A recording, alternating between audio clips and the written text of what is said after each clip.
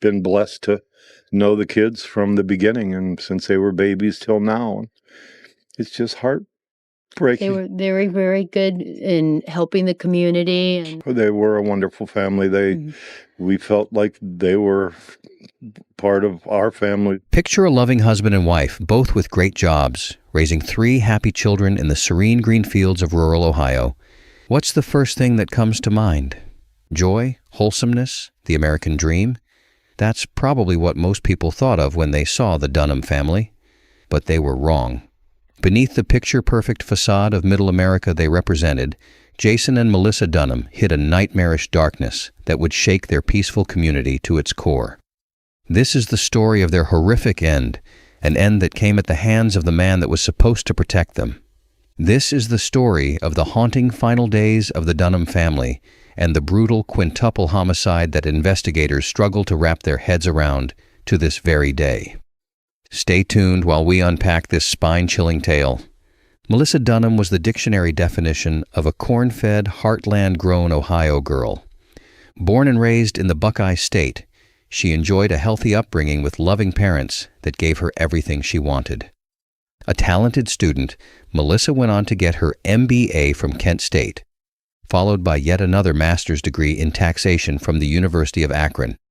With such impressive academic credentials, she was destined for a well-paying career as an accountant, and she found a home for herself at a firm called Bober Marke Fedorovich, or BMF for short, when she was just 24 years old. She stuck with the firm for 18 years and won countless awards for her exceptional performance. Among her many accolades was a Woman of Excellence Award from the Women's Network and a 30 for the Future Award from the Greater Akron Chamber in 2019. To be clear, these awards weren't from her employer, but from outside institutions that were impressed by her skills.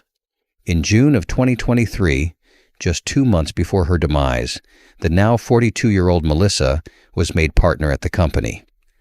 There were no two ways about it. Melissa was a rising star. It seemed like she had nowhere to go but up. Her husband Jason, on the other hand, seemed like more of a mystery. We don't know much about where he grew up or how he ended up in Ohio, but it appears that he had a decent career as well. Based on reports, 46-year-old Jason worked in the sales and business development department of a company called POS Highway. While this likely earned him a solid income, his job wasn't quite as prestigious as his wife's. Could this have caused friction between them? Perhaps Jason resented his wife for earning more than him, or perhaps there were other factors that we've yet to uncover. Either way, these potential issues didn't stop Jason and Melissa from starting a beautiful family. Not long after Melissa started working at BMF, she and Jason got together and quickly hit it off. They didn't waste time before getting married, and by 2008, they became the proud parents of a daughter named Renee, who was 15 at the time of her demise. Over the next few years, they had another daughter named Amber and a son named Evan, who were 12 and 9 years old respectively when the incident occurred. The family lived in a comfortable home in Lake Township, about 15 miles away from Akron, where they became beloved members of the community.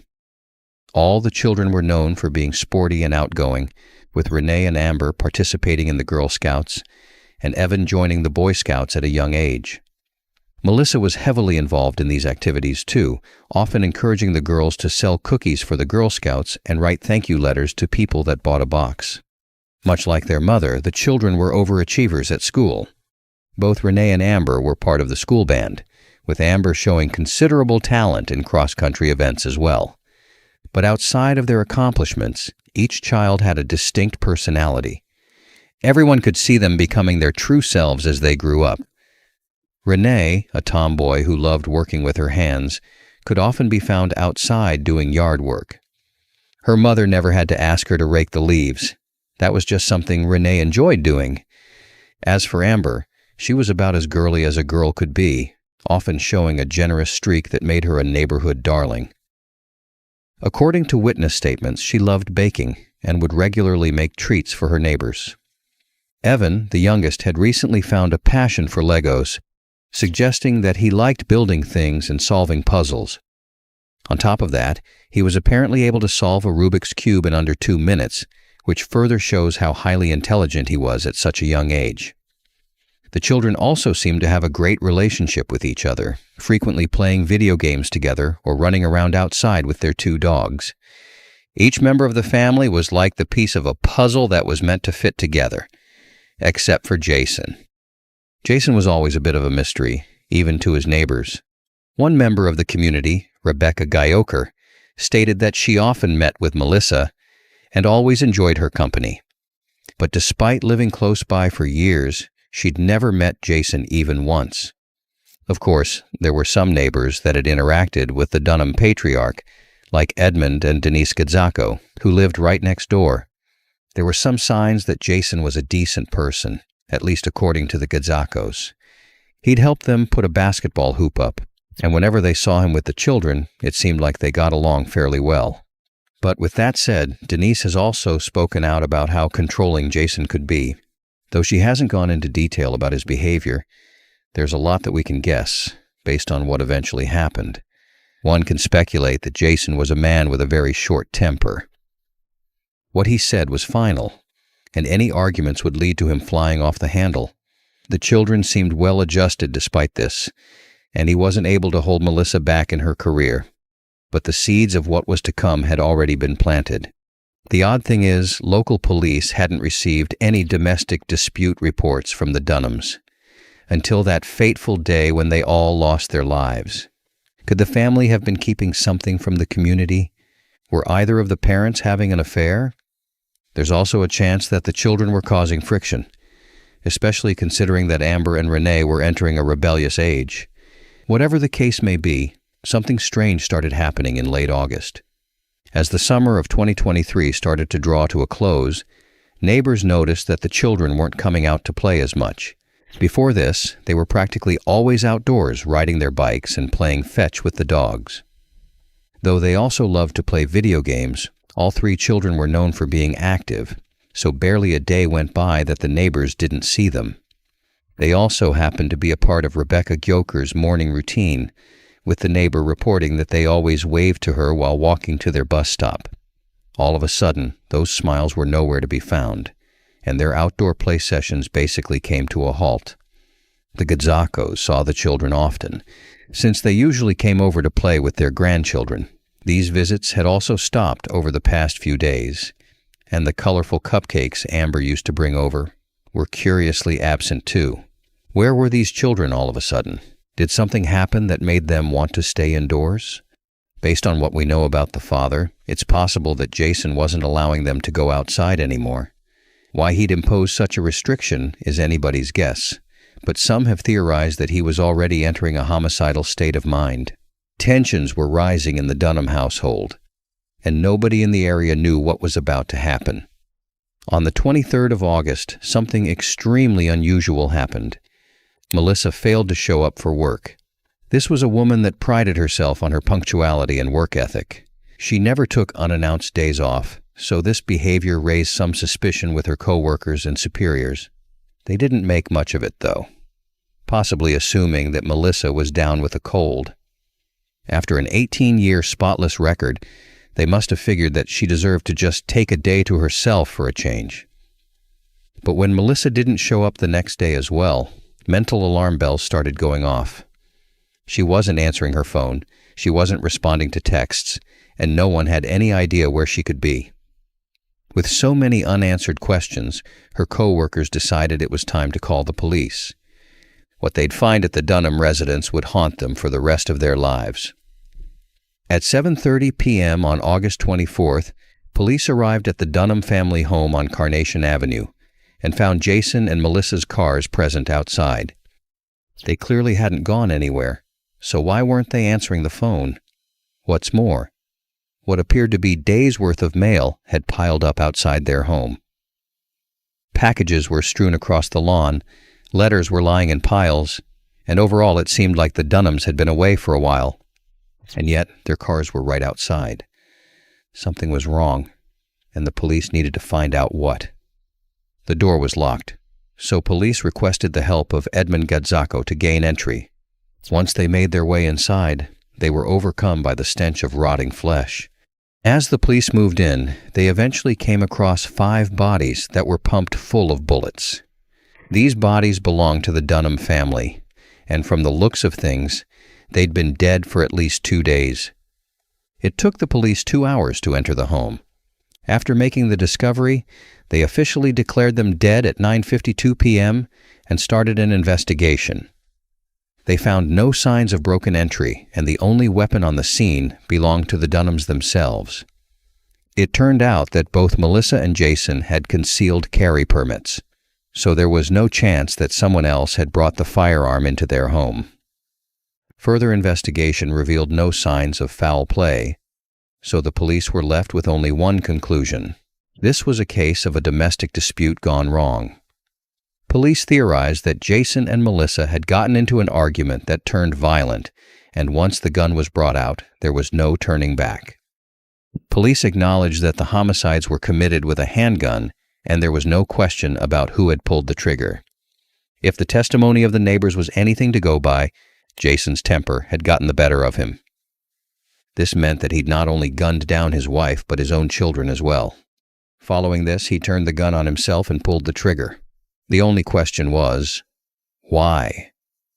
What possible motive could there be for him to commit a quadruple homicide? If the Dunhams had had loud arguments in the past, the neighbors would have heard them and reported them to the police. And there's an even more curious element to this story. How did nobody hear the gunshots? In such a close-knit community, neighbors tend to know everything about each other's lives. Despite that, Jason was able to fire off multiple shots without alerting anyone in the vicinity. No silencer was found on the scene, so the only other way he could have muffled the shots was through a pillow or cushion of some sort. If this is how it happened, it implies that Jason's actions were cold, calculated, and completely intentional. He wasn't in a fit of rage, and he wasn't acting impulsively. While police haven't released any information on the number of shots fired, at least 4 must have gone off before Jason shot himself. Was this something he'd been planning for a while? That might explain how no one knew about it for days, but it doesn't explain the police's explanation that it was all just a domestic dispute. It's almost like Jason snapped out of nowhere, but the violent impulses that compelled him to act must have been swirling around for quite a while. A single homicide can be an act of passion, but 4? That requires a certain amount of cold-bloodedness, and despite seeming controlling and off-putting, Jason had simply never shown signs of being a cold-blooded killer in the past. Of course, there's no real way to know what happened. All we can do is look at the evidence and the testimony and come up with theories. Since the likely perpetrator also died on the scene, it seems like there won't be any justice for the family either. This is a mystery that refuses to be solved, because anyone that could have answered our questions lost their life that night. The death of a beloved family sparked an outpouring of sympathy from co-workers, schoolmates, and neighbors alike. And we've been blessed to know the kids from the beginning, and since they were babies till now. It's just heartbreaking. They were very, very good in helping the community. And They were a wonderful family. We felt like they were part of our family. We have a very tight-knit, faith-based community.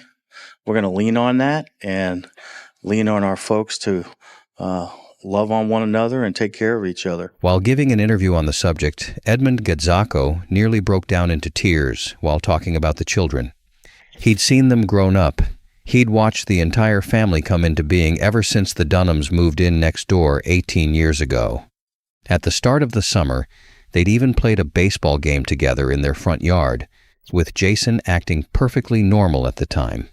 And now, in the blink of an eye, they were all gone. Sarah Martin, the chief operating officer of BMF, put out a public statement expressing how devastated the entire company was at this loss. Melissa wasn't just a co-worker to them, nor was she just an asset. She was a friend of 18 years, one who deserved to enjoy many more decades of success. Based on her accolades and her meteoric rise, she could have been running the place in a few years. Instead, most people will remember her as the mother that was inexplicably shot by her husband in her own home. When the school was informed, the news hit them just as hard. Renee was scheduled to go to an away game to perform with the school band, and she was the second loss they'd experienced in the past year. Though the previous death came about due to a surgery, the double blow shattered the children's spirits. The school district was forced to send out a crisis response team with counselors and other support workers to help the Dunham schoolmates make sense of this tragedy. There was no way to save the family. The deed was done, but the people that knew them still held a candlelight vigil in their honor. Uniontown Police Chief Michael Batchink went so far as to say that this was the most gruesome case he'd ever taken part in over his 23-year-long career. In February of 2024, a close friend of the family named Angelia Lehman brought surviving family members and other close acquaintances together to create a scholarship in the Dunhams' honor. Through this scholarship, the deceased family will be able to live on and be remembered for something other than being the victims of tragic gun violence. Seniors graduating from Lake High School will now have the chance to get financial assistance for college if they honor the Dunham legacy. It was a legacy of community outreach, of being part of a team, of believing in something greater than themselves.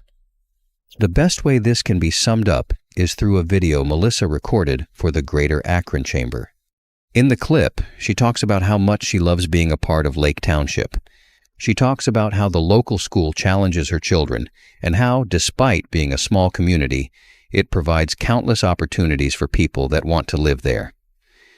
It's a wonderful community to raise our children. I have ties to the community with the organizations that I work with. I love being a part of community support services and the Girl Scouts of Northeast Ohio. And the school districts are amazing. They challenge my children, and it's a great place to live, thrive, and there's many opportunities in this small community. Jason Dunham, though, isn't remembered as fondly. The bizarre actions he committed that day have left the community devastated. It'll be years before the Gadzakos, the Gyokers, and other neighbors manage to heal from the loss. What do you think of this case? Do you think this was just a domestic dispute gone wrong?